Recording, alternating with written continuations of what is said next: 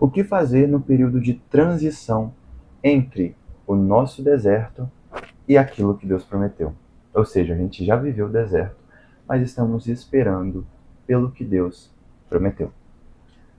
Primeiro, nós precisamos entender que a promessa não é maior do que quem prometeu.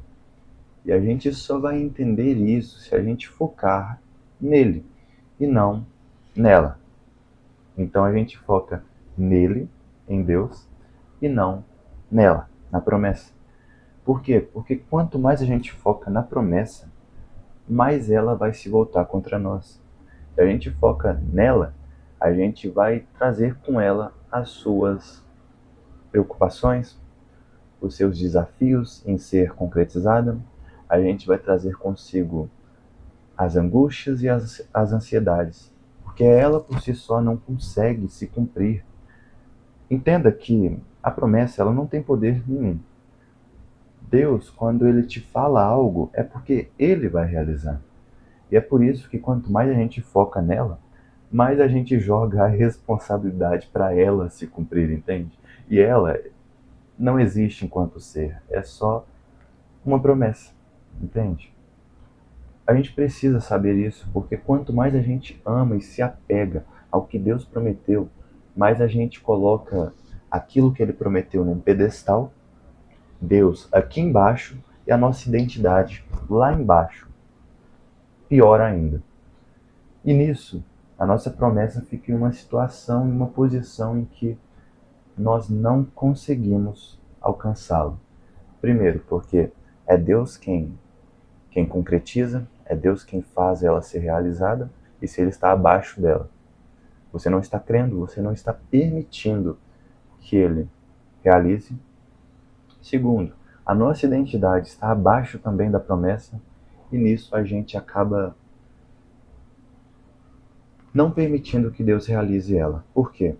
Porque quando ele realizá-la, a gente vai acabar se orgulhando, se envaidecendo, a gente vai se desviar, porque a nossa identidade de filho de Deus ficou lá embaixo e aquilo que ele prometeu ficou lá em cima, quando a ordem dos amores importa muito, como dizia Santo Agostinho. Nós precisamos ter uma ordem de amor em que aquilo que está abaixo de nós fica abaixo de nós, o que está do nosso lado fica do nosso lado e o que está acima de nós fica acima de nós. Nós temos que ter esse entendimento para que cada promessa não se torne um obstáculo, mas se torne apenas um meio de cumprir o seu propósito. E eu quero entrar nisso. A promessa não é um meio de satisfazer os seus desejos.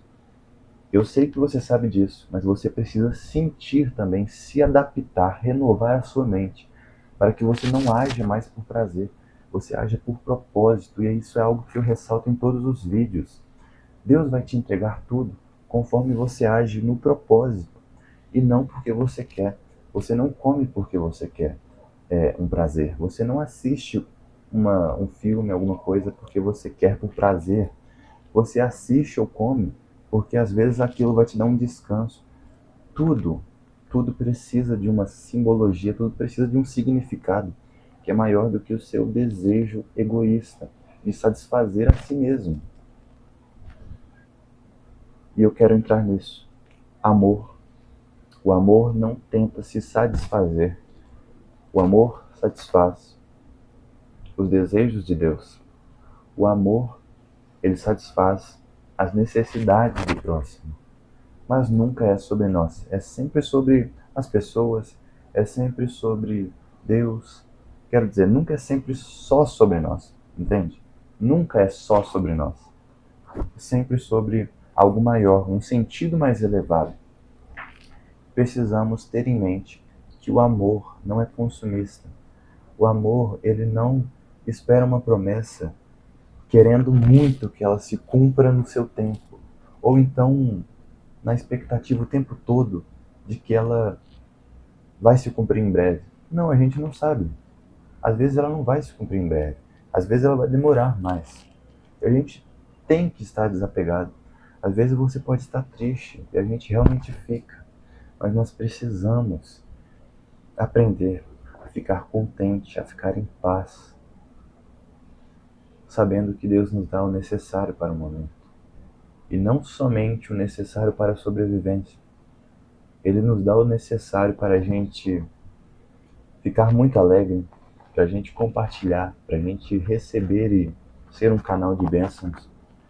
Deus nos dá o necessário, aquilo que é bom, aquilo que é perfeito e agradável, a vontade dele. Entenda isso. Não se apegue demais àquilo que ele prometeu. Apegue-se a ele, porque Deus, eu tenho uma intuição, uma ideia, que eu vou me aprofundar depois, de que Deus trabalha principalmente em questão de como você está por dentro. Então, às vezes, não vai demorar muito se você fazer demorar pouco. E como você faz isso? Estando aberto aos ensinamentos dele, não sofrendo demais, mas buscando renovar a sua mente para que você sofra menos nesse período de promessa, nesse período de espera. Tenha em mente isso e muito obrigado pela sua, pela sua vontade em se aprofundar no conhecimento de Deus. Muito obrigado e até mais.